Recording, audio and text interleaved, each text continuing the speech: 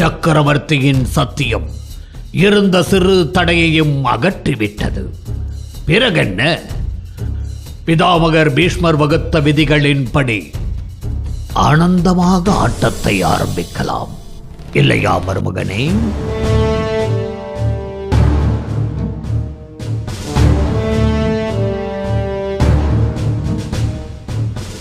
இல்லையா இந்திரபிரஸ்தத்தின் சக்கரவர்த்திகளே? தர்மா, வேண்டாம் இந்த சூதாட்டம். ஆம் தர்மா, வீசிய பெரும் புயல் அடங்கியிருக்கலாம். ஆனால் பெரும் பூகம்பம் ஏற்படுவதை தவிர்க்க வேண்டுமானால் நீ இந்த ஆட்டத்தை தவிர்க்கத்தான் வேண்டும்.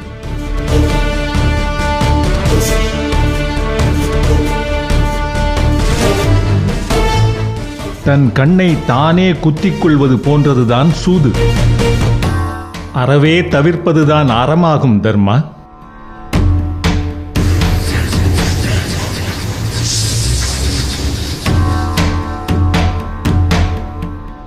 விதி ஒருவனை மீளா துயரில் தள்ள வேண்டும் என்று முடிவு செய்துவிட்டால் அவனை மது, மாது, சூது என மூன்றில் ஏதாவது ஒன்றில் இழுத்து விட்டுவிடும். அதை புரிந்து கொண்டு நாமே ஒதுங்கிவிடுவதுதான் நல்லது.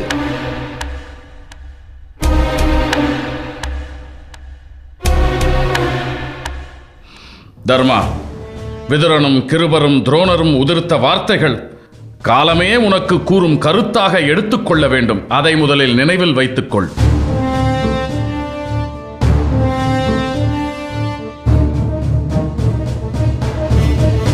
உலகம் போற்றும் உத்தம சீலர் ஸ்ரீ ராமச்சந்திர மூர்த்தியிடம் ஏதேனும் ஒரு செயலில் குற்றம் கூறும் ஆற்றல் இங்கு எவருக்கேனும் உள்ளதா? பொய்மானை மெய்மான் என்று அவர் தேடிச் சென்றதை எப்படி அவரால் தடுக்க இயலவில்லையோ, அதே போன்று இந்த சூதாட்டத்தையும் என்னால் மறுக்க இயலாது.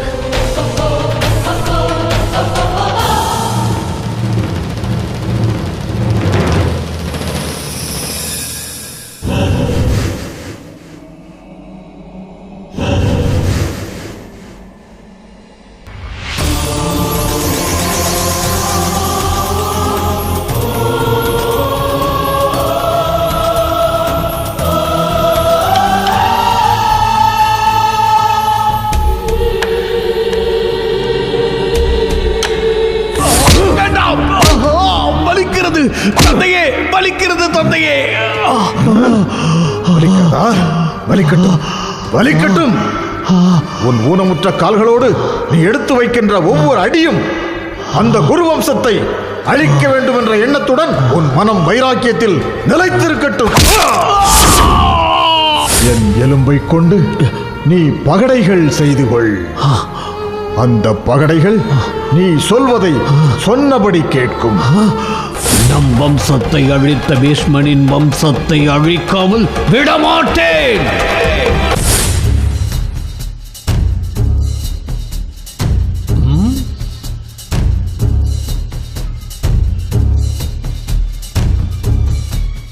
சக்கரவர்த்தியின் உறுதியும் தீர்மானமும் என்னை மிரள வைக்கிறது.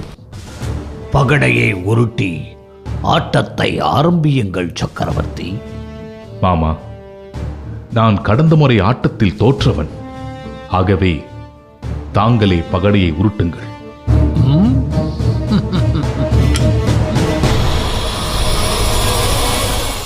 என்ன மாமா, சூதாட்டத்தில் பணைய பொருள் இல்லை என்றால் ஆட்டம் எப்படி சூடு பிடிக்கும்?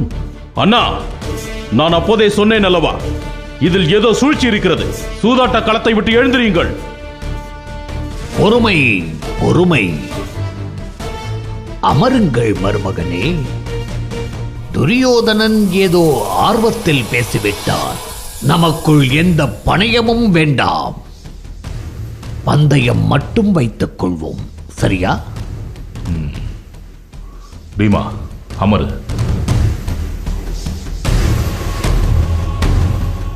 சக்கரவர்த்திகளே, ஆட்டத்தின் விறுவிறுப்பிற்காக நமக்குள் ஏதேனும் ஒரு நிபந்தனையை பந்தயமாக நியமித்துக் கொள்வோம்.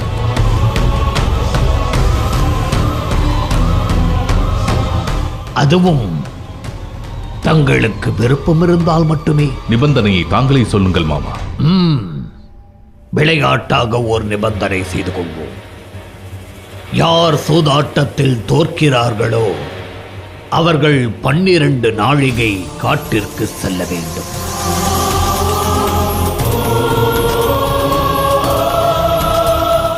ஒரு நாழிகை தலைமறைவாக இருக்க வேண்டும். தலைமறைவாக இருப்பதை எதிரி கண்டுபிடித்து விட்டால் மீண்டும் காட்டிற்கு செல்ல வேண்டும். இது எப்படி சக்கரவர்த்திகளே? நான் இந்த விளையாட்டான நிபந்தனையை ஏற்றுக்கொள்கிறேன்.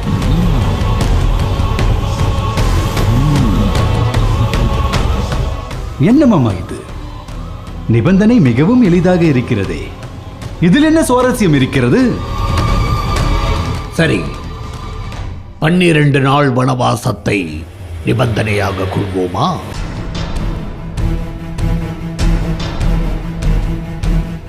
சக்கரவர்த்திக்கு இதில் ஆட்சேபனை ஏதும் இல்லையே. காட்டில் 12 நாட்கள் தங்களால் கழிக்க முடியுமா? மாமா, நான் காட்டில் பிறந்து வளர்ந்தவன். நான் 12 மாதங்கள் கூட வனவாசம் செல்ல ஆயத்தமாக இருக்கிறேன். பலபலே.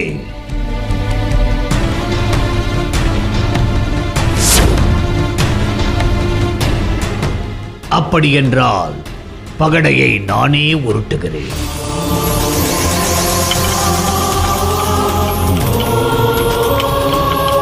மாமா, நானும் சகோதரனுக்கு எந்த வகையிலும் சளைத்தவன் அல்ல. என்னாலும் காட்டில் வாழ முடியும்.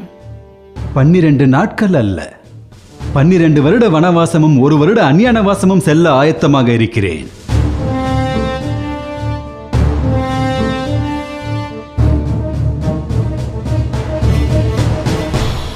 துரியோதனா, அவசரப்பட்டு முடிவெடுக்காதே. சக்கரவர்த்திக்கு வனவாசம் என்பது பழக்கப்பட்ட ஒன்று.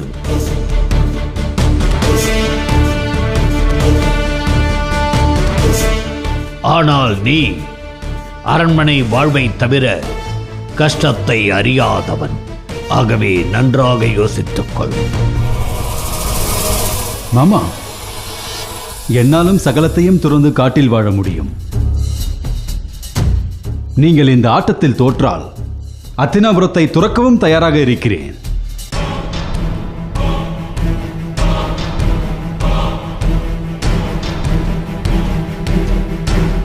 பன்னிரண்டு வருட வனவாசமும் 1 வருட அந்நியானவாசமும் முடியும் வரை தர்மனே அத்தினாபுரத்தை பராமரிக்கட்டும்.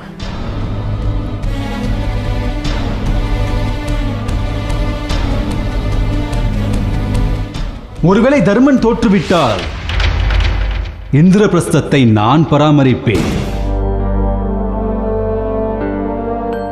தோற்றவன் பந்தய காலத்தை வெற்றிகரமாக முடித்துவிட்டு நாடு திரும்பும் போது வென்றவன் அவர்களுடைய நாட்டையும் உடைமைகளையும் திருப்பி தந்துவிட வேண்டும். இதற்கு நான் தயார். துரியோதனா, நான் ஒன்றும் கோழை அல்ல. பிறகென்ன? துரியோதனன் வனவாசம் செல்ல ஆயத்தமாக இருக்கிறான். உங்கள் வசதி எப்படி சக்கரவர்த்தி? எனக்கும் சம்மதமே. ஆட்டத்தை தொடங்கலாம். அண்ணா,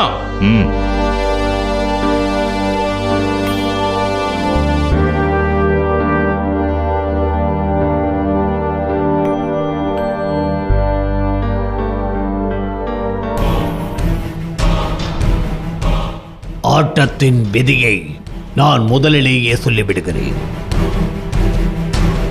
5 ஆட்டம்.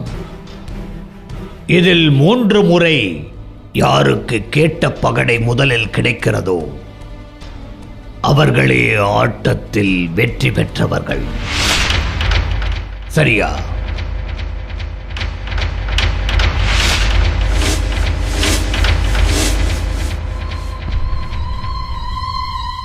சரி.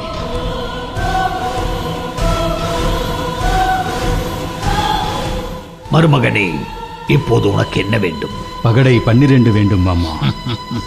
12. 12.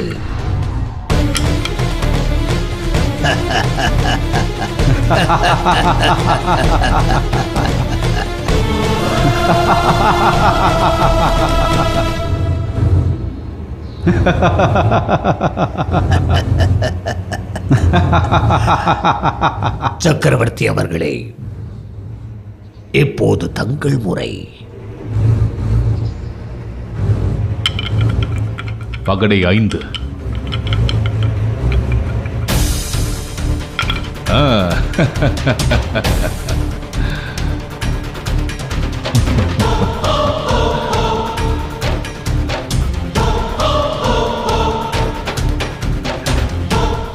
தர்மருக்கு வெற்றி உண்டாகி இருக்கிறது.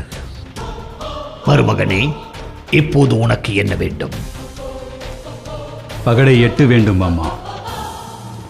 8. பகடை 8.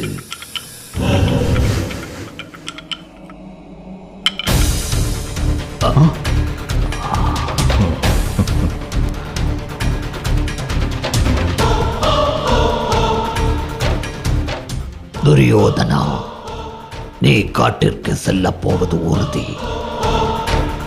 மாமா,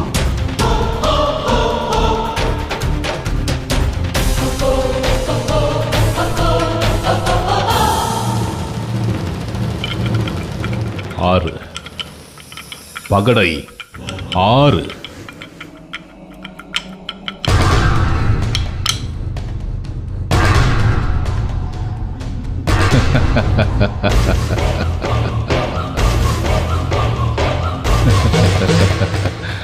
ஆறு.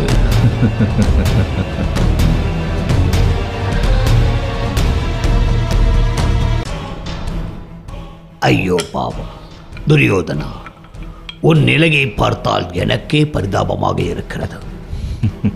இருந்தாலும் உனக்காக உருட்டி பார்க்கிறேன். என்ன வேண்டும்? பகடை 10 வேண்டும் மாமா. பகடை 10. பகடை 10. நீ கேட்டது கிடைக்கும் துரியோதனா.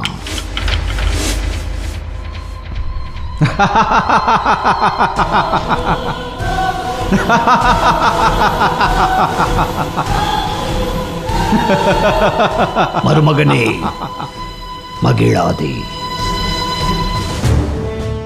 இன்னும் ஒரு முறை நாம் வென்றால்தான் காட்டு வாழ்க்கையில் இருந்து தப்ப முடியும்.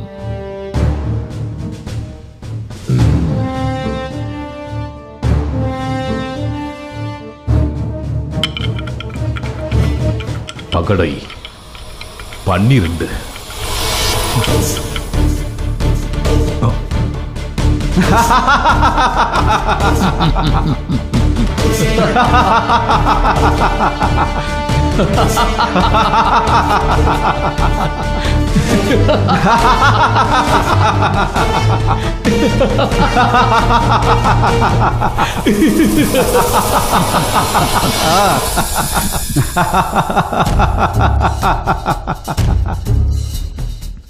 மருமகனே, சக்கரவர்த்தியின் வாய்ப்பு முடிந்து விட்டது.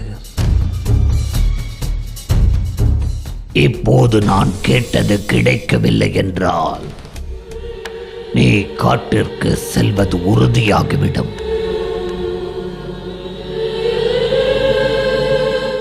என்ன வேண்டும்?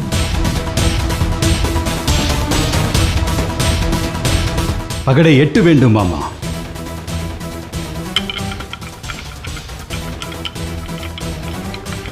பகடையே 8.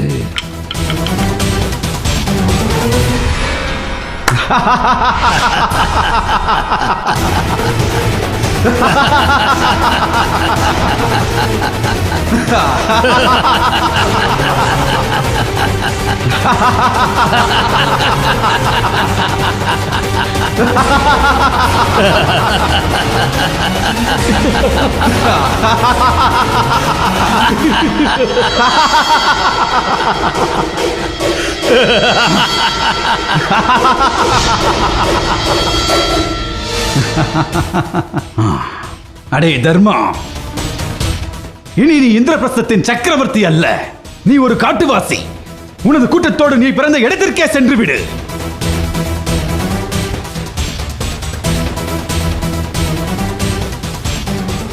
இந்திரலோகத்திற்கு இணையானது என்று மார்த்தட்டி கொண்டாயே உன் இந்திரபிரஸ்தம்.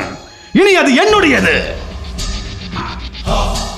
துச்சாதனா, அண்ணா, உன்னுடையது, நம்முடையது, கௌரவர்களுடையது. சகோதர தர்மா, எழுந்திரு.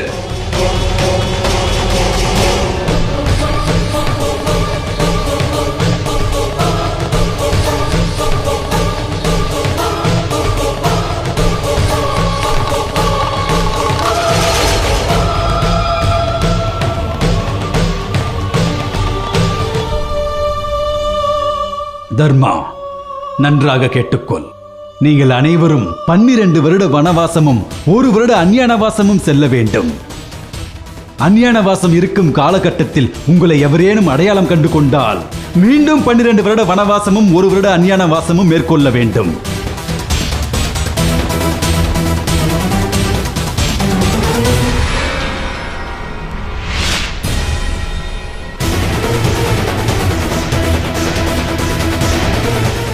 இந்த காலச்சக்கர சுழற்சியில் நீங்கள் அனைவரும் தப்பிக்கவே முடியாது.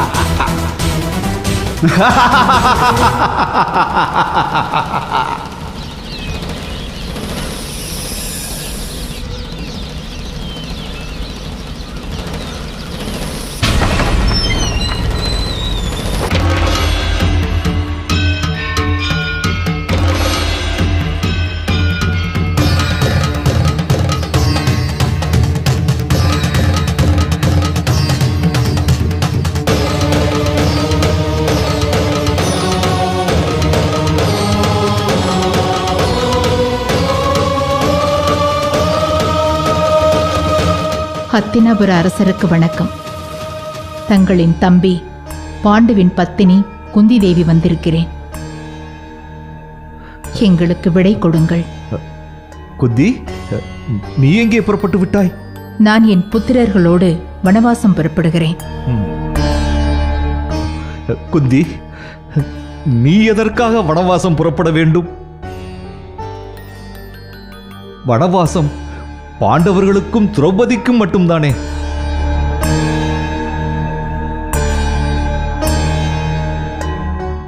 குந்தி, இது உன்னுடைய அரண்மனை.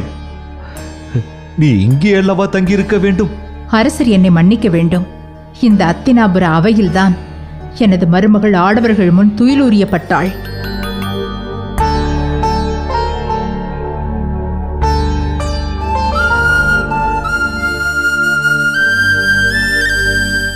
அவள் மானத்தை விலை பேசிய இந்த அத்தினாபுரத்தில் எந்த மானமுள்ள சத்திரிய பெண்ணும் தங்கியிருக்க மாட்டாள்.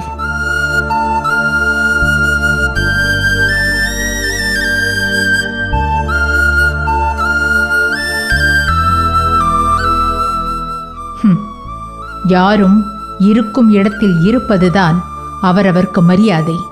குந்தி, அந்த நிகழ்வை மீண்டும் மீண்டும் ஞாபகப்படுத்தாதே. நீங்கள் அனைவரும் என்னை மன்னிக்க வேண்டும். அக்கா, நீங்கள் மன்னிப்பு கேட்க வேண்டிய அவசியமே இல்லை. குந்தி, ஒரு சகோதரியாக உன்னிடம் மன்றாடி கேட்டுக்கொள்கிறேன். தயவு செய்து உன் முடிவை மாற்றிக்கொள். அக்கா, புத்திரர்கள் இருக்கும் இடத்தில் இருப்பதுதானே ஒரு தாய்க்கு பெருமை. அத்தை, உங்கள் மீது எனக்குள்ள மரியாதை கடுகளவும் குறையவில்லை. நாங்கள் வருகிறோம். பிதாமகரே, எனக்கும் என் புத்திரர்களுக்கும் ஆசி வழங்கி எங்களை வழி அனுப்பி வையுங்கள். இந்த கிழவன் ஆசி வழங்கும் அருகதையை நேற்றே இழந்து விட்டேன் குந்தி.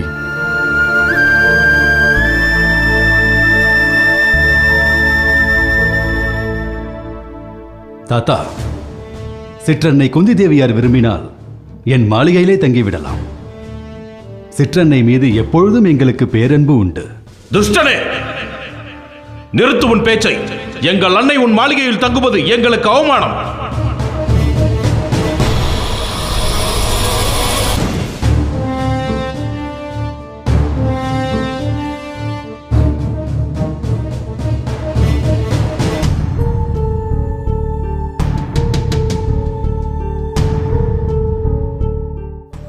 ஆச்சாரியர்களே, எங்கள் குல குருவே, எங்களை ஆசிர்வதியுங்கள். உங்களுக்கு அந்த ஈசனும் பரந்தாமனும் பிரம்மனும் துணை நிற்கட்டும். அர்ஜுனா, உன் அஸ்திர பயிற்சியை மட்டும் நிறுத்தி விடாதே. அது ஒன்றே உன்னை வெற்றி பாதைக்கு இட்டுச் செல்லும் மார்க்கம். அப்படியாகட்டும் குருவே.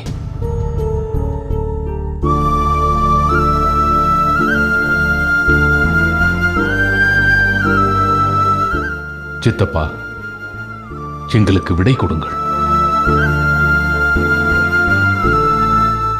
தர்மா, உன்னை கௌரவர்கள் வென்றதாக நினைப்பது வெற்று மாயை. இறுதியில் தர்மமே வெல்லும் என்பதை இந்த அவை ஒரு நாள் நிச்சயம் அறியும்.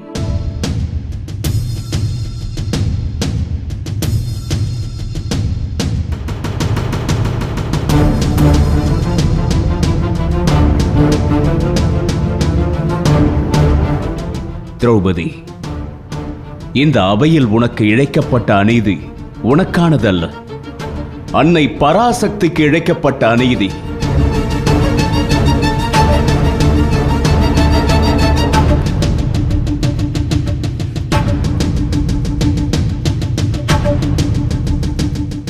இந்த அநீதிக்கு இந்த அவையில் இருக்கும் ஒவ்வொருவரும் ஒரு நாள் பதில் சொல்ல வேண்டிய நேரம் வரும்.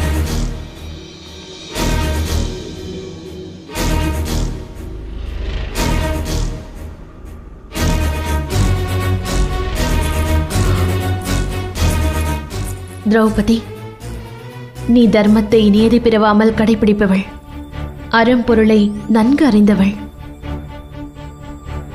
ஆகவே நீ அவையில் கொண்ட அரைச்சீற்றம் இந்த அவையில் சிலைகளாக உறைந்திருக்கும் ஒவ்வொருவரின் ஆன்மாவையும் உலுக்கும், உணர வைக்கும்.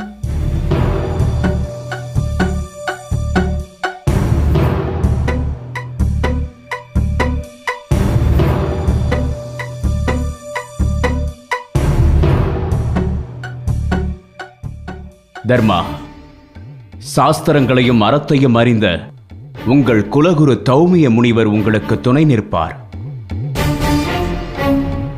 முனிவரே, அனைத்தும் அறிந்த தாங்கள் பாண்டவர்களை வழிநடத்திச் செல்லுங்கள்.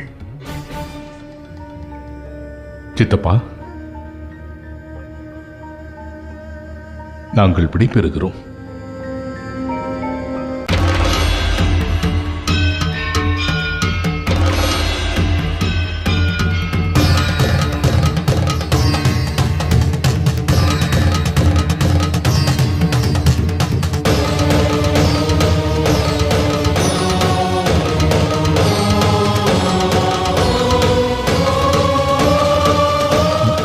விதுரா, பாண்டவர்களின் வனவாசத்தை தடுக்கவே இயலாதா?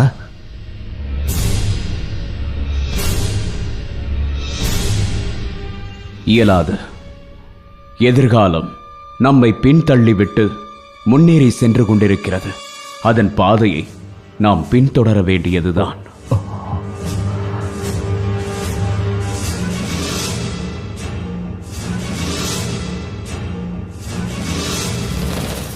நான் பார்வையற்றவன். அதனால் நான் இந்த விஷயத்தில் பாக்கியம் செய்தவன்.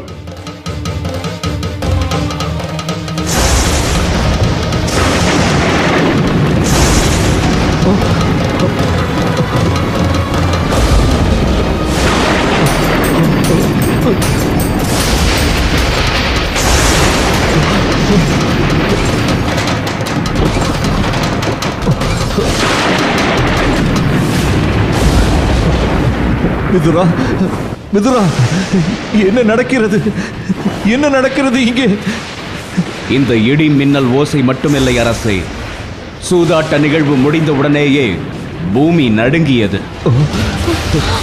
அமாவாசை இல்லாத போதும் ராகு கிரகம் தோன்றியது. நகரம் முழுவதும் எரிகொள்ளிகள் விழுந்தன. நாய், நரி, காக்கை, கழுகு என மாமிசம் புசிக்கும் உயிர்கள் நம் அத்தினாபுரத்தை வட்டமிட்டன. இவற்றையெல்லாம் பார்க்கும் பொழுது நம் குருவம்சத்தின் அழிவிற்கு இந்த அபசகுணங்களே அறிகுறி என தோன்றுகிறது அரசே.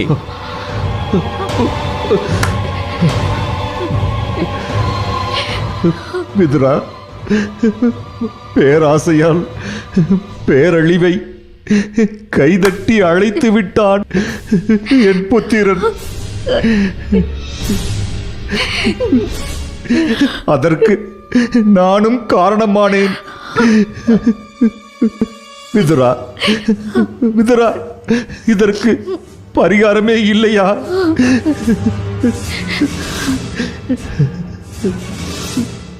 நான் அறிந்தவரை இல்லை அரசே.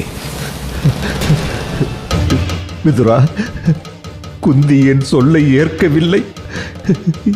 இந்த நிலையில் அவளை வனவாசம் செல்லவிட்டால் என் தம்பி பாண்டுவின் ஆன்மா என்னை மன்னிக்காது.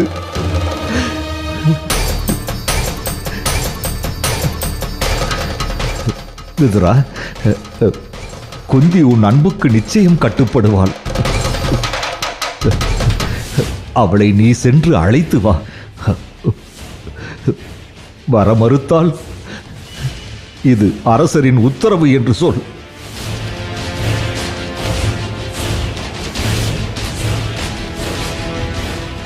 தந்தையே, நான் எடுத்த அதே முடிவை தாங்களும் எடுத்ததற்கு மிக்க நன்றி. சுலபா, அக்கா, நீயும் உடன் செல். செல்கிறேன்.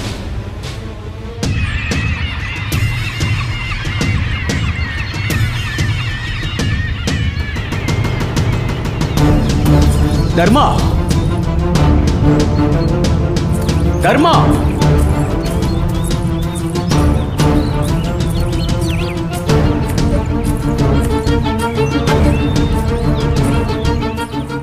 தர்மா, வனவாசம் செல்ல உங்கள் உடலில் பலு இருக்கிறது. ஆனால் உன் தாயின் நிலையை யோசித்துப் பார். அவர்களால் சமவெளியில் நடப்பதே சிரமமாக இருக்கிறது. இந்த வயதில் அவர்களும் உங்களுடன் காட்டுக்கு வரத்தான் வேண்டுமா? சித்தப்பா, அதுதானே அவர்களின் விருப்பமாக இருக்கிறது. நான் எப்படி தாயின் சொல்லை தட்ட முடியும்? அண்ணே, நீங்கள் உங்கள் எண்ணத்தை மாற்றிக்கொள்ளத்தான் வேண்டும். உங்களின் மனவேகத்தை நான் புரிந்து கொள்கிறேன். ஆனால் தளர்ந்த நிலையில் உள்ள தாங்கள் தங்களின் புத்திரர்களுக்கு சுமையாக இருக்கலாமா? அண்ணே, உங்களுக்கு அத்தினாபுர அரண்மனையில் வசிப்பதுதானே அவமானம். இந்த நகரத்தில் இந்த எளியவனுக்கும் சொந்தமாக ஒரு குடில் உள்ளது. அதில் தாங்கள் தங்கலாமே. தங்களுக்கான பணிவிடைகளை செய்ய நான் சித்தமாக உள்ளேன். தர்மா, நீதான் உன் தாய்க்கு எடுத்துரைக்க வேண்டும். வயதான காலத்தில் அவர்கள் உங்களோடு வனவாசம் வருவது முறையல்ல. அவர்கள் என் இல்லத்தில் தங்கட்டும். நீங்கள் வரும் வரை யாதொரு குறையும் இன்றி நானும் உங்கள் சிற்றன்னையும் அரசியாருக்கு பணிவிடை செய்து காத்தருள்வோம். அம்மா, சித்தப்பா சொல்வதுதான் சரியென்று தோன்றுகிறது. தாங்கள் சித்தப்பாவின் இல்லத்திற்கு செல்லுங்கள். அண்ணே, நீங்கள் பாண்டவர்களோடு வனவாசம் செல்லக்கூடாது என்பது அரசரின் ஆணை. அரசரின் ஆணை எந்த விதத்திலும் என்னை கட்டுப்படுத்தாது. இருந்தாலும் உங்கள் அன்பு கோரிக்கையை நான் ஏற்றுக்கொள்கிறேன். என்னால் என் புத்திரர்களுக்கு சிரமம் ஏற்படக்கூடாது என்பதால் நான் இதற்கு சம்மதிக்கிறேன்.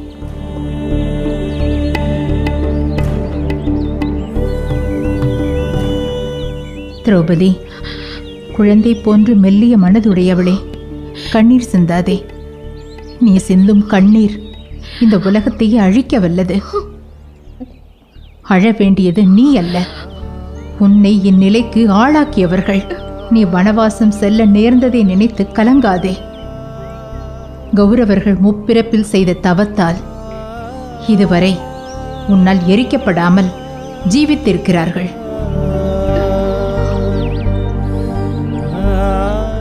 நீ கற்பில் சிறந்தவள். விதியின் பால் நடக்கும் செயல்களை உத்தம ஜாதி பெண்கள் அப்படியே ஏற்றுக்கொள்வார்கள். ஆகவே நீயும் நடந்ததை ஏற்றுக்கொள். சகாதேவன் செல்லமாக வளர்ந்தவன். அவனை பிரிந்து நான் ஒரு நாளும் இருந்ததில்லை. அவனை நீ குழந்தையைப் போல் பேணி பாதுகாக்க வேண்டும். அப்படியே ஆகட்டும் அம்மா.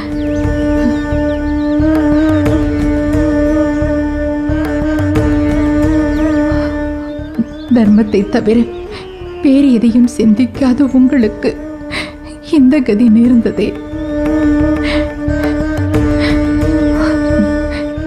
இப்படியும் ஓர் விதியின் விளையாட்டா? பெற்றோர்களின் பாவம் பிள்ளைகளை துரத்தும் என்பார்கள்.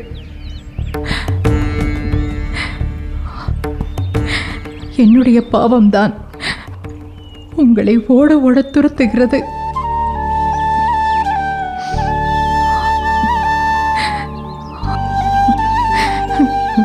பராக்கிரமம், பலம், தைரியம், உற்சாகம் என யாவும் இருந்தும் ஐஸ்வர்யத்தை இழந்து தரித்திரர்களாக நிற்கிறீர்களே. ஐயோ! அன்னை, கவலைப்படாமல் என்னோடு வாருங்கள். உங்கள் புத்திரர்கள் மாவீரர்கள். அவர்களை யமராஜனால் கூட நெருங்க இயலாது. தைரியமாக என்னோடு வாருங்கள்.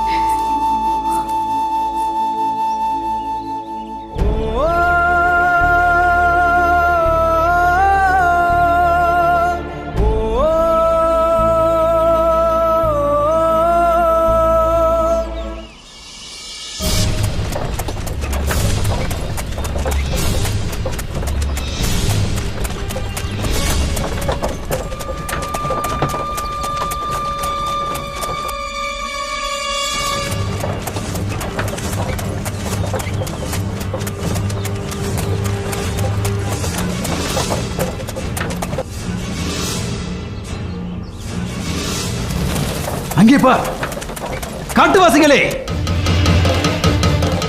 காட்டுவாசிகளே, நில்லுங்கள்.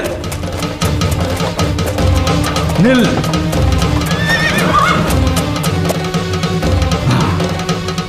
காட்டுவாசிகளே,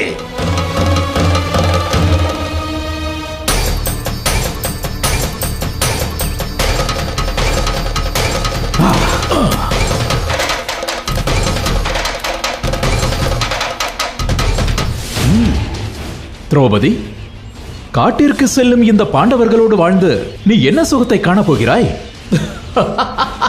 அண்ணா, நம்மை பரிகசித்து சிரிக்கும் அந்த துஷ்டர்களின் பற்களை உடைத்து நொறுக்கி விடுகிறேன்.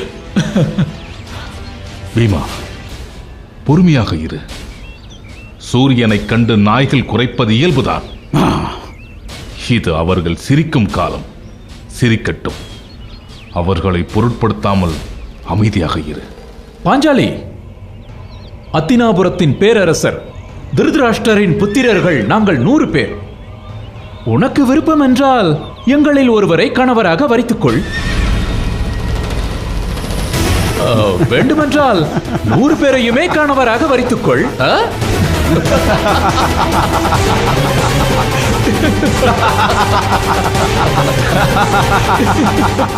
துச்சாதனா, இதுவும் நல்ல யோசனை தான். துரியோதனா, கௌரவர்களை நீ கணவனாக வரித்துக் கொண்டால் அத்தினாபுர அரண்மனையில் நீ சுகபோகமாக வாழலாம். நிறைந்த ஐஸ்வர்யமும் சிறந்த புத்தியும் உள்ள கௌரவர்கள் உனக்காக காத்திருக்கிறார்கள்.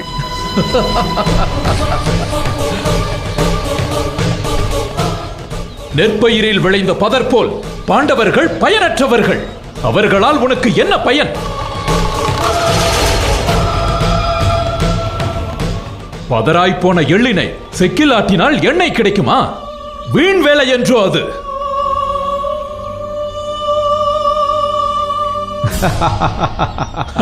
அதுபோல் பாண்டவர்களை பின்தொடர்ந்து நீ அல்லல் படுவது உறுதி.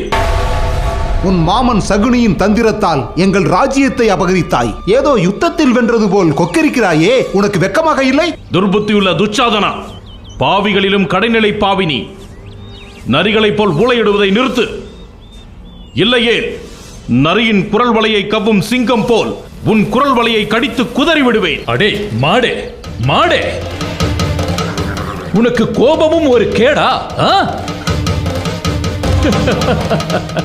மாடே, மாடே, கொடியவனே, குந்தி புத்திரனான விருகோத்ரன் சபதம் செய்கின்றேன் கேள்.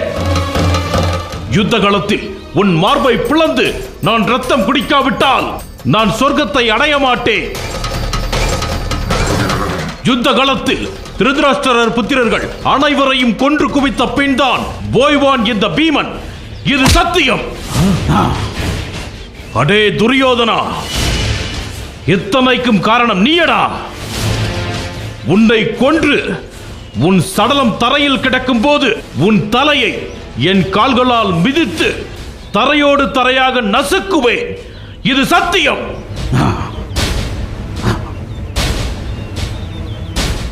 துரியோதனா, மீண்டும் சொல்கிறேன், கேட்டுக்கொள். உன் உயிரையும் உன் தம்பியின் ரத்தத்தையும் என் அண்ணன் பீமன் குடிப்பான்.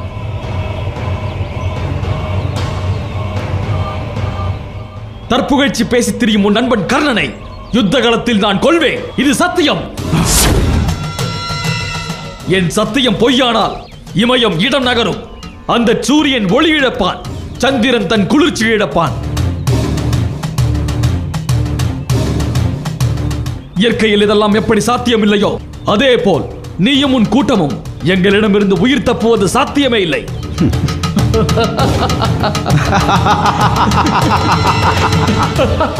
கோழைகளுக்கு பேச்சில் பஞ்சமில்லை.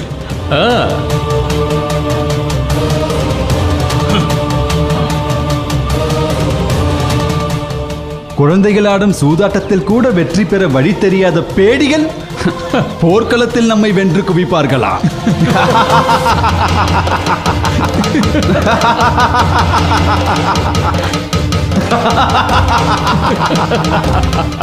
நல்ல வேடிக்கை இது துச்சாதனா. விளையாடியது போதும், வா செல்லலாம்.